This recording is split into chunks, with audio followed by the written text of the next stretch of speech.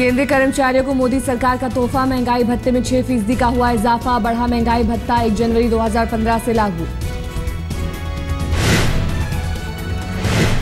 लंबे समय बाद होम लोन ग्राहकों को राहत, आरबीआई के दबाव के बाद कई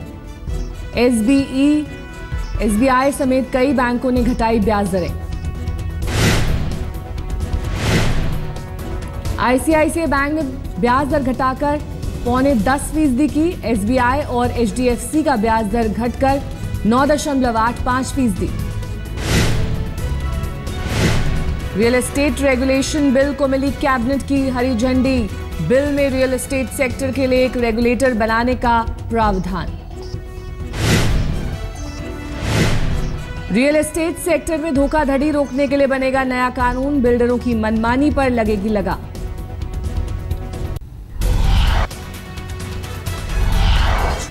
नोएडा एक्सटेंशन और गुड़गांव के कुछ हिस्सों में बिल्डरों को झटका, नेशनल ग्रीन ट्राइब्यूनल ने निर्माण पर लगाई रोक। ग्रीन ट्राइब्यूनल ने मीडिया रिपोर्ट का दिया हवाला, कहा निर्माण के दौरान प्रदूषण रोकने के लिए नियमों का नहीं हो रहा पालन। दिल्ली में 10 साल पुरानी डीजल गाड़ियों पर लगी रोक, नेशनल ग्रीन ट्राइब्यूनल का फैसला, दिल्ली, यूपी, हरियाणा सभी में 10 साल पुरानी डीजल वाली गाड़ियों की लिस्ट मांगी गई। अमेरिका में रह रहे भारतीयों की सुरक्षा पर उठे सवाल, न्यू हेवन शहर में गुजरात से गए युवक की गोली मारकर हत्या, घर में छाया मातम। गैस स्टेशन पर काम करने वाले संजय पटेल की बदमाशों ने की गोली मारकर हत्या, परिवार ने सरकार से लगाई इंसाफ की गुहार।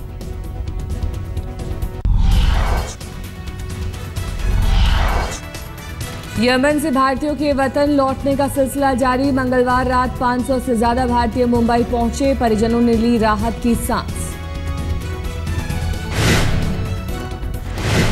विदेश राज्य मंत्री वीके सिंह खुद ग्राउंड जीरो पर मौजूद, यमन से भारतीयों को निकालने के लिए चल रहे ऑपरेशन पर नजर। यूपी में फसलों की बर्बादी पर गडकरी ने प्रधानमंत्री को सौंपी रिपोर्ट, कहा यूपी में किसानों की हालत काफी खराब। गडकरी ने यूपी के किसानों की हालत पर पीएम और वित्त मंत्री जेटली से की चर्चा, केंद्र सरकार जल्द कर सकती है स्पेशल पैकेज का ऐलान। मंगलवार को गडकरी के नेतृत्व में एक टीम ने मेरठ, अलीगढ़ और आगरा का किया था दौरा, किसानों से मिलकर सुनी उनकी समस्याएं।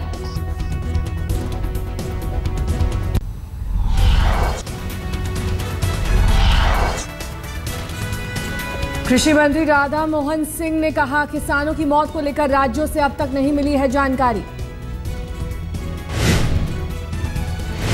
लेकिन राज्य सरकार से कोई रिपोर्ट आया भी होगा तो गृह मंत्रालय के पास आया होगा। एक्चुअल कहाँ कितने आत्महत्या आदि किसानों ने की है तो वो या तो गृह मंत्रालय के पास आता होगा या राज्य सरकारों के पास होगा। सरकार ने अनाज खरीद के नियमों में दी ढील, एफसीआई को टूटे और नमी वाले गेहूं को भी खरीदने का जारी किया आदेश।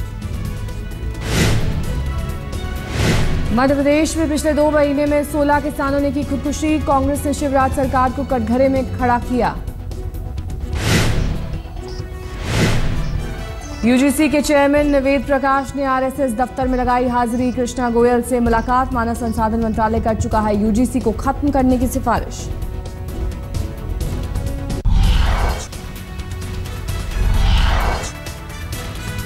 शिवसेना ने अपने मुखपत्र सामना में शिक्षा मंत्री विनोद तावड़े को दी नसीहत, अपनी मां यानी मराठी भाषा की रखनी होगी इज्जत। महाराष्ट्र में बीजेपी सरकार ने चला मराठा कार्ड, सभी थिएटरों को 6 बजे के प्राइम टाइम शो में मराठी फिल्म दिखाने का फरमान। महाराष्ट्र सरकार का आदेश, हर शो से पहले राष्ट्रगान और दादा साहब फाल्के के सम्मान में गीत बजाना भी जरूरी।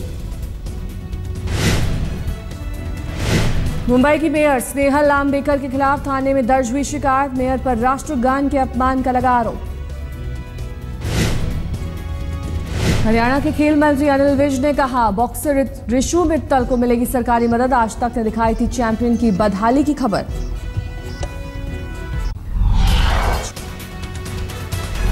महाराष्ट्र में सीएम बनने के बाद पहली बार मातोश्री पहुंचे देवेंद्र फडणवीस। उद्धव और उनके परिवार के साथ खाना खाया।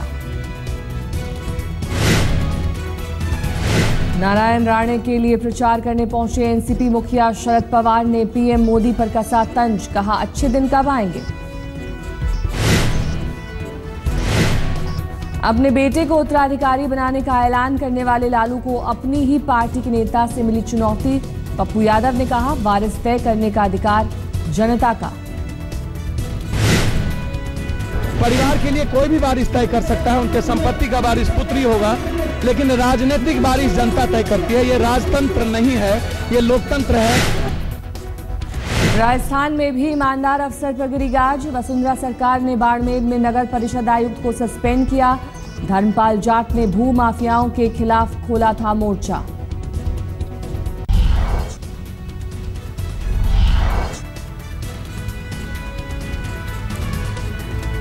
हिमाचल के कुल्लू में आग। शांगड गांव के घर और मंदिर जलकर खाक। उत्तराखंड में 4 धाम की यात्रा के लिए सरकार ने पूरी की तैयारी। 18 अप्रैल से शुरू हो रही है 4 धाम की यात्रा। अब तक 12,000 श्रद्धालु करा चुके हैं रजिस्ट्रेशन। लखनऊ में गोमती नदी की साफ सफाई पर अखिलेश सरकार ने लगाया जोर। Gomti river front development project की शुरुआत की। रांची में बाइक पर सही तरीके से नंबर प्लेट नहीं होने पर धोनी का कटा चालान। भरने पड़े 450 रुपए। हल्के हरे रंग की बुलेट पर सवार होकर रांची की सड़कों पर निकले थे धोनी। आगे की नंबर प्लेट नहीं थी, मडगार्ड पर लिखा था बाइक का नंबर।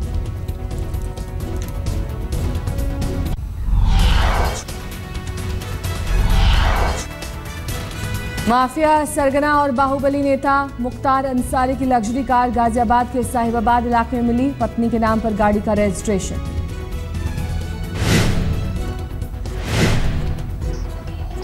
छह अप्रैल को गाड़ी चोरी की रिपोर्ट दिल्ली के चितरंजन पार्क थाने में दर्ज। कार में मिले 4 चाकू सहित कुछ और हथियार।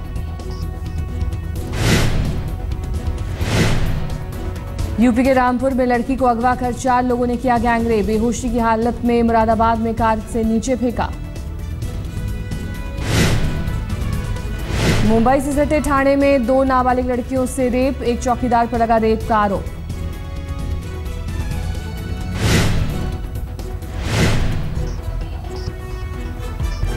आरोपी ने चाकू दिखाकर लड़कियों को जान से मारने की दी धमकी। पुलिस ने किया गिरफ्तार।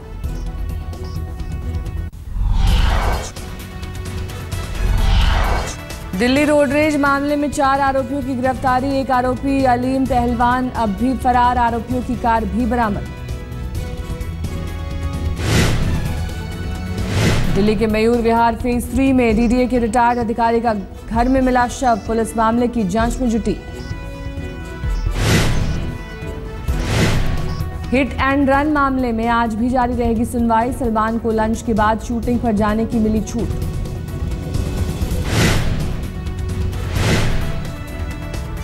सलमान की ओर से मामले में बढ़ी मुसीबत। मुंबई एयरपोर्ट पर एक शख्स से धक्का मुक्की के मामले में कोर्ट ने पुलिस को केस दर्ज करने को कहा।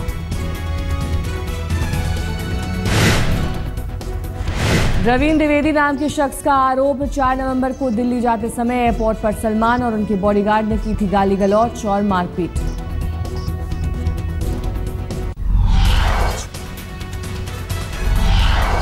आज से आईपीएल सीजन 8 का आगाज। कोलकाता में पहले मुकाबले में डिफेंडिंग चैंपियन केकेआर की मुंबई इंडियंस से भिड़ंत। रात 8 बजे ईडन गार्डन में खेला जाएगा मुकाबला। मैच से पहले दोनों टीमों ने जमकर किया अभ्यास। केकेआर को फिरकी गेंदबाज सुनील नरेल से आस। कप्तान गौतम गंभीर ने कहा, वो हमारे प्रमुख हथियार। मंगलवार शाम कोलकाता में हुआ आईपीएल सीजन 8 का रंगारंग उद्घाटन। बॉलीवुड सितारों ने बिखेरे जलवे। ओपनिंग सेरेमनी में ऋतिक रोशन, अनुष्का और शाहिद ने किया परफॉर्म। आईपीएल टीमों के सभी कप्तान मौजूद।